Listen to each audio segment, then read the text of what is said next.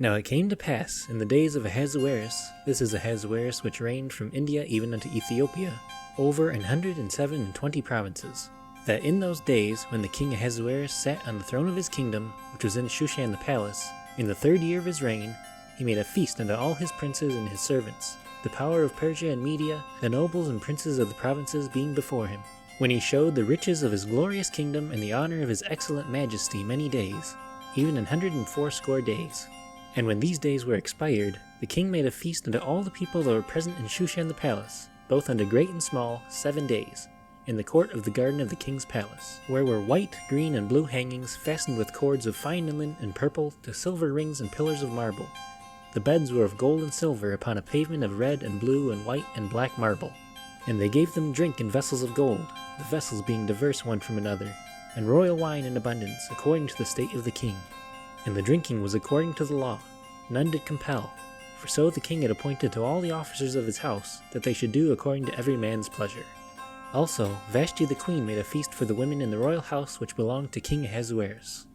On the 7th day, when the heart of the king was merry with wine, he commanded Mehuman, Biztha, Harbona, Bigtha, and Abagtha, Zethar, and Carcass, the 7 chamberlains that served in the presence of Ahasuerus the king, to bring Vashti the queen before the king with the crown royal, to show the people and the princes her beauty, for she was fair to look on. But the queen Vashti refused to come at the king's commandment by his chamberlains. Therefore was the king very wroth, and his anger burned in him. Then the king said to the wise men which knew the times, for so was the king's manner toward all that knew law and judgment, and next unto him was Karshina, Shethar, Admatha, Tarshish, Meres, Marsina, and Memucan, the 7 princes of Persia and Media, which saw the king's face, and which sat the first in the kingdom. What shall we do unto the queen Vashti according to law, because she hath not performed the commandment of the king Ahasuerus by the chamberlains?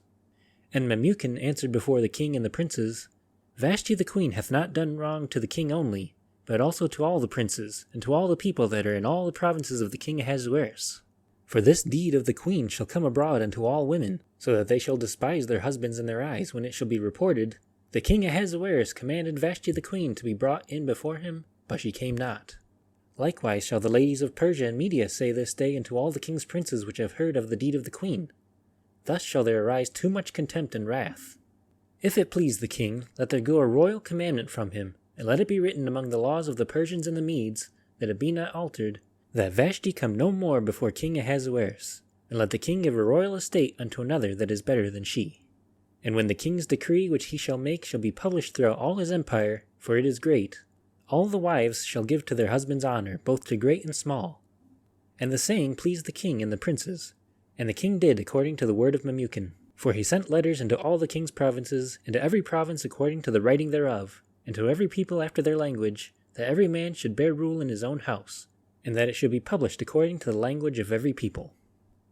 After these things, when the wrath of King Ahasuerus was appeased, he remembered Vashti, and what she had done, and what was decreed against her.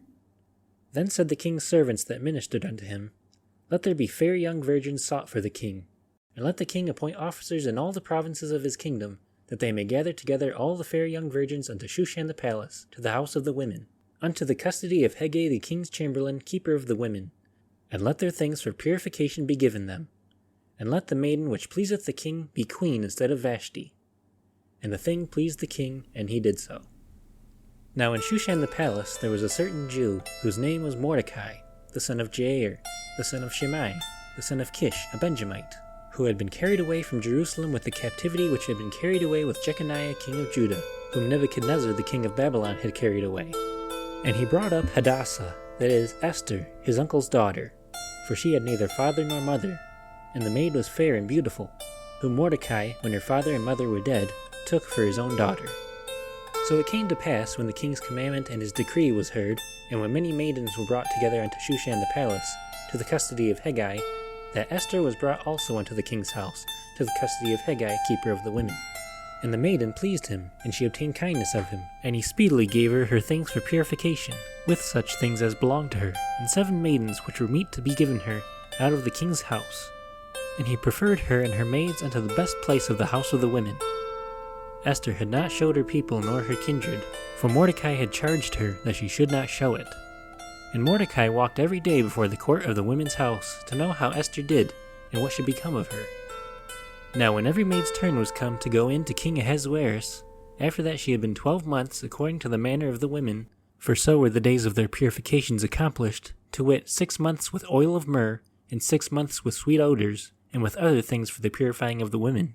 Then thus came every maiden unto the king. Whatsoever she desired was given her to go with her out of the house of the women unto the king's house. In the evening she went, and on the morrow she returned into the second house of the women, to the custody of Sheashgaz, the king's chamberlain, which kept the concubines.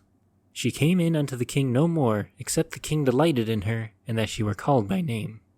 Now when the turn of Esther, the daughter of Abihail, the uncle of Mordecai, who had taken her for his daughter, was come to go in unto the king, she required nothing but what Hegai, the king's chamberlain, the keeper of the women, appointed. And Esther obtained favor in the sight of all them that looked upon her. So Esther was taken unto King Ahasuerus into his house royal in the 10th month, which is the month Tebeth, in the 7th year of his reign. And the king loved Esther above all the women, and she obtained grace and favor in his sight more than all the virgins, so that he set the royal crown upon her head, and made her queen instead of Vashti. Then the king made a great feast unto all his princes and his servants, even Esther's feast, and he made her release to the provinces, and gave gifts according to the state of the king. And when the virgins were gathered together the second time, then Mordecai sat in the king's gate. Esther had not yet showed her kindred nor her people, as Mordecai had charged her, for Esther did the commandment of Mordecai like as when she was brought up with him. In those days, while Mordecai sat in the king's gate, 2 of the king's chamberlains, Bigthan and Teresh, of those which kept the door, were wroth, and sought to lay hands on the king Ahasuerus. And the thing was known to Mordecai, who told it unto Esther the queen, and Esther certified the king thereof in Mordecai's name. And when inquisition was made of the matter, it was found out. Therefore they were both hanged on a tree, and it was written in the book of the Chronicles before the king. After these things did King Ahasuerus promote Haman the son of Hammedatha the Agagite, and advanced him, and set his seat above all the princes that were with him. And all the king's servants that were in the king's gate bowed and reverenced Haman, for the king had so commanded concerning him. But Mordecai bowed not, nor did him reverence. Then the king's servants which were in the king's gate said unto Mordecai, Why transgressest thou the king's commandment? Now it came to pass when they spake daily unto him, and he hearkened not unto them, that they told Haman to see whether Mordecai's matters would stand, for he had told them that he was a Jew. And when Haman saw that Mordecai bowed not, nor did him reverence, then was Haman full of wrath, and he thought scorn to lay hands on Mordecai alone, for they had showed him the people of Mordecai.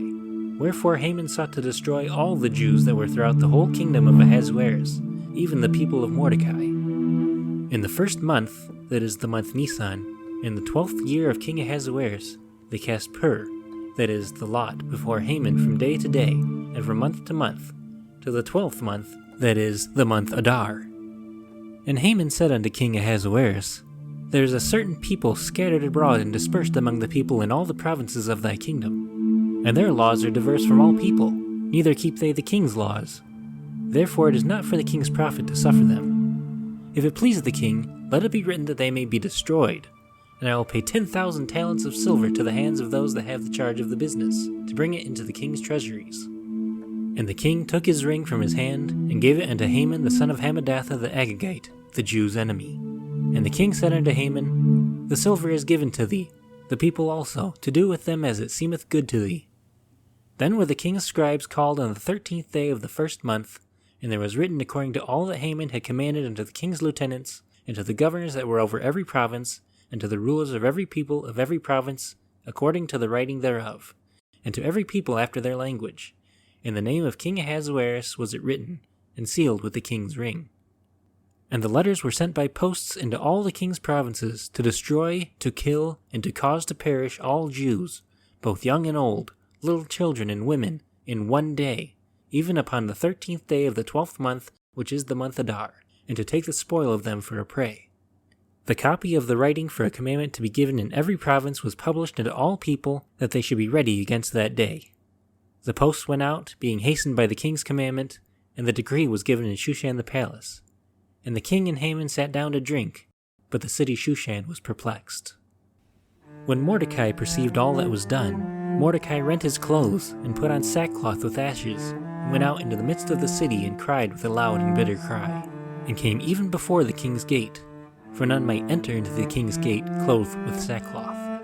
And in every province whithersoever the king's commandment and his decree came, there was great mourning among the Jews, and fasting, and weeping, and wailing, and many lay in sackcloth and ashes.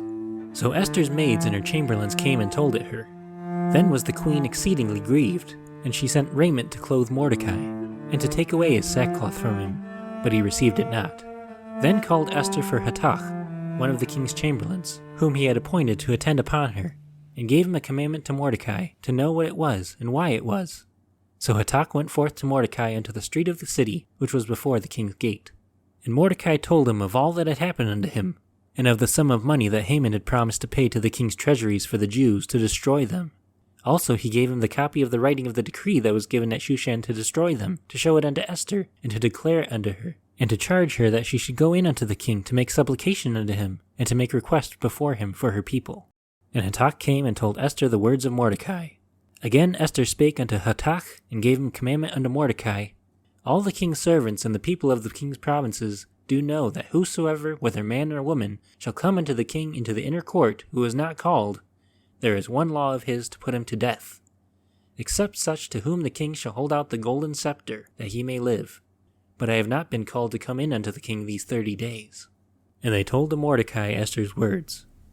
Then Mordecai commanded to answer Esther, Think not with thyself that thou shalt escape in the king's house more than all the Jews.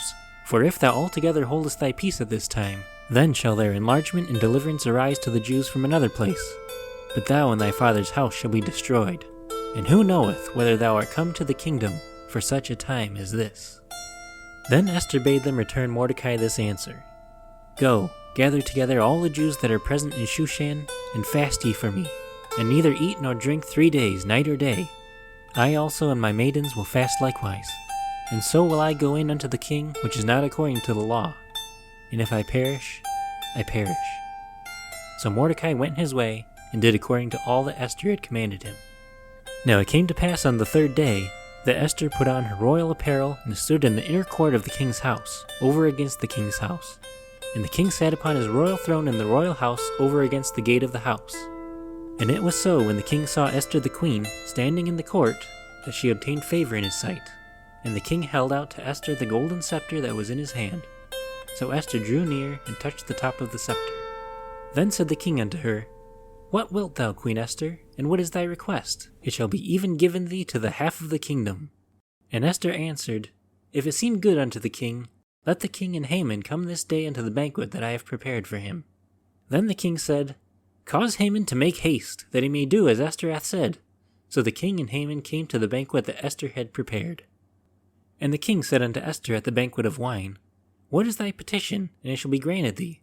And what is thy request? Even to the half of the kingdom it shall be performed.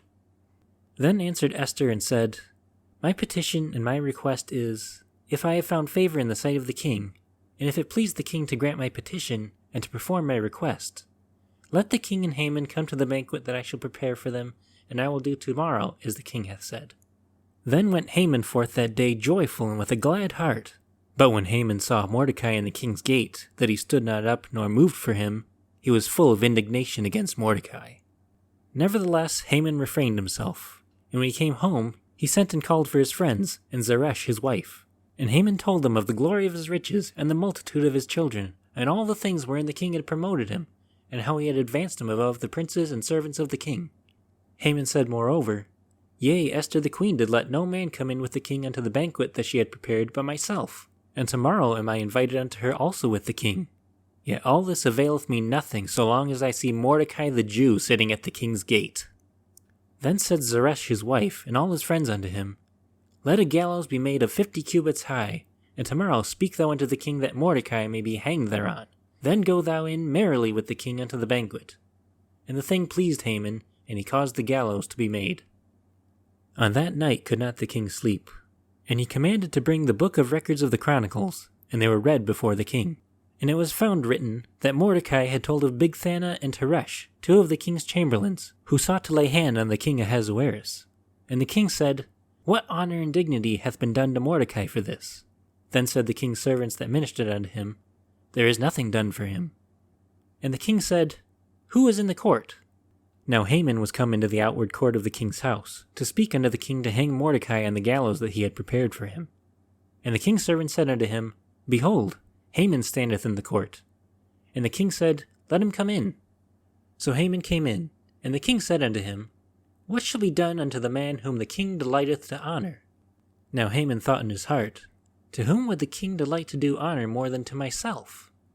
And Haman answered the king, For the man whom the king delighteth to honor, let the royal apparel be brought which the king useth to wear, and the horse that the king rideth upon, and the crown royal which is set upon his head.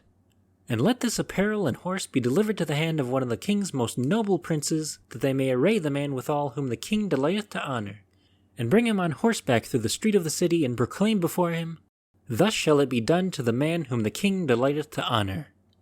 Then the king said to Haman, Make haste and take the apparel and the horse, and do as thou hast said, and do even so to Mordecai the Jew, that sitteth at the king's gate.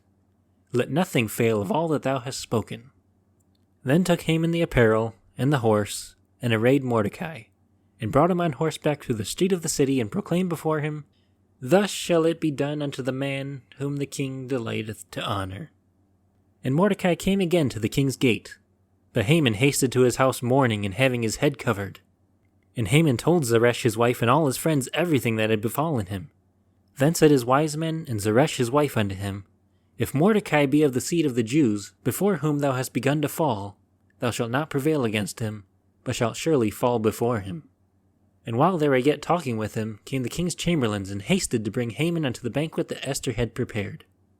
So the king and Haman came to banquet with Esther the queen.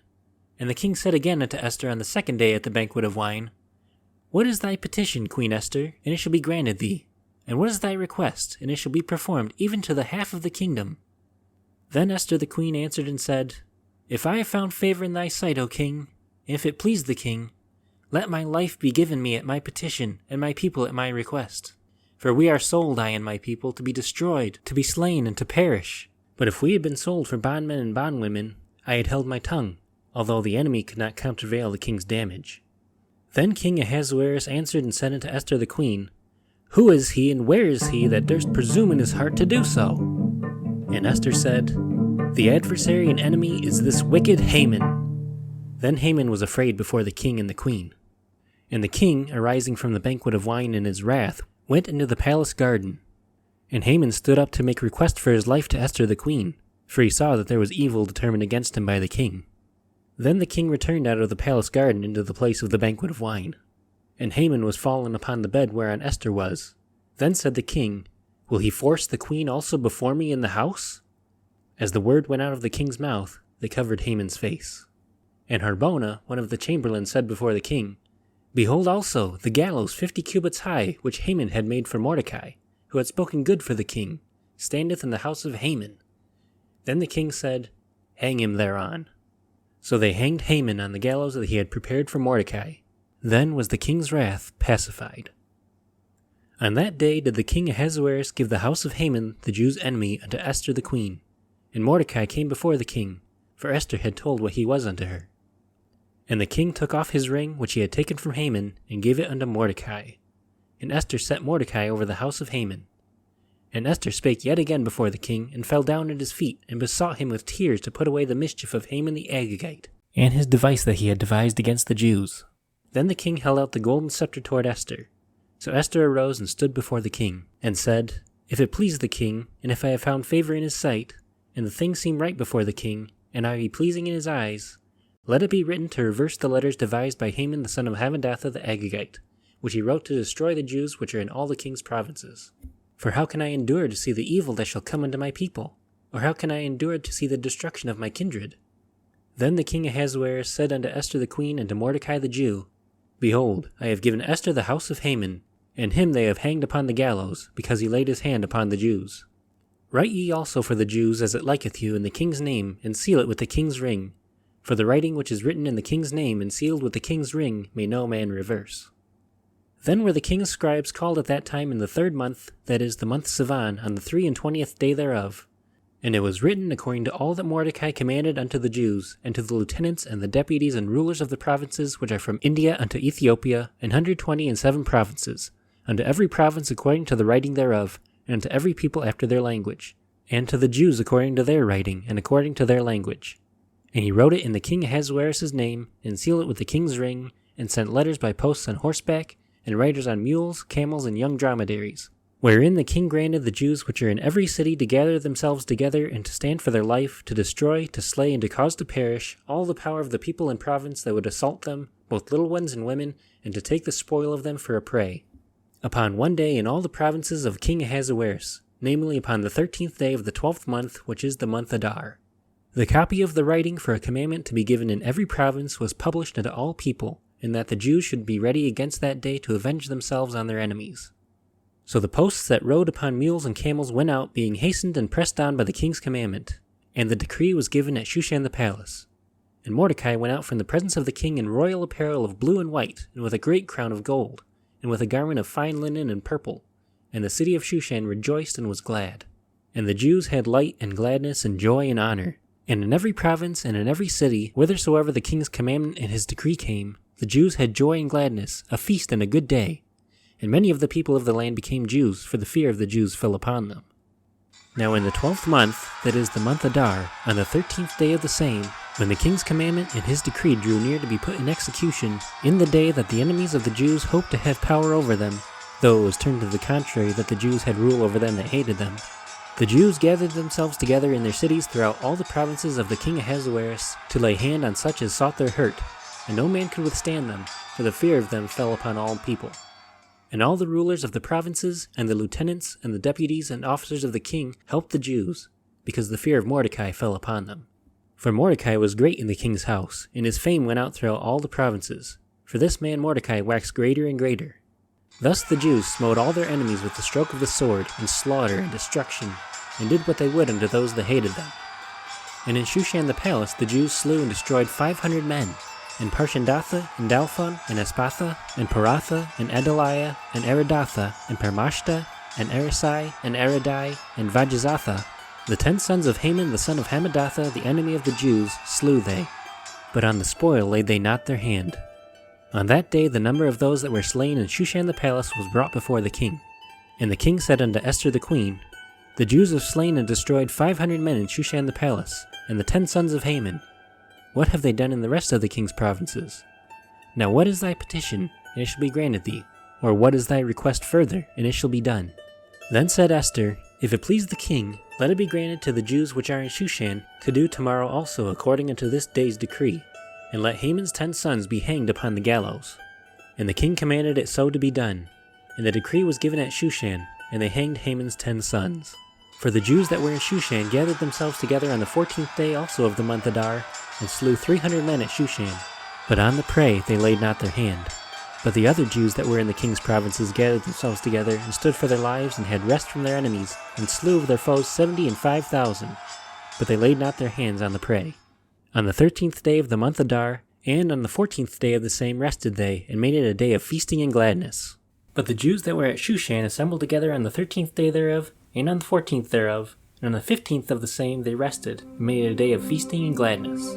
Therefore the Jews of the villages that dwelt in the unwalled towns made the 14th day of the month Adar a day of gladness and feasting, and a good day, and of sending portions one to another. And Mordecai wrote these things, and sent letters unto all the Jews that were in all the provinces of the king Ahasuerus, both nigh and far, to establish this among them, that they should keep the 14th day of the month Adar, and the 15th day of the same yearly, as the days wherein the Jews rested from their enemies, and the month which was turned unto them from sorrow to joy, and from mourning into a good day, that they should make them days of feasting and joy, and of sending portions one to another, and gifts to the poor. And the Jews undertook to do as they had begun, and as Mordecai had written unto them, because Haman the son of Hammedatha the Agagite, the enemy of all the Jews, had devised against the Jews to destroy them, and had cast Pur, that is, the lot, to consume them and to destroy them. But when Esther came before the king, he commanded by letters that his wicked device, which he devised against the Jews, should return upon his own head, and that he and his son should be hanged on the gallows. Wherefore they called these days Purim, after the name of Pur. Therefore for all the words of this letter, and of that which they had seen concerning this matter, and which had come unto them, the Jews ordained and took upon them, and upon their seed, and upon all such as joined themselves unto them, so as it should not fail, that they would keep these 2 days according to their writing, and according to their appointed time every year, and that these days should be remembered and kept throughout every generation, every family, every province, and every city, and that these days of Purim should not fail from among the Jews, nor the memorial of them perish from their seed.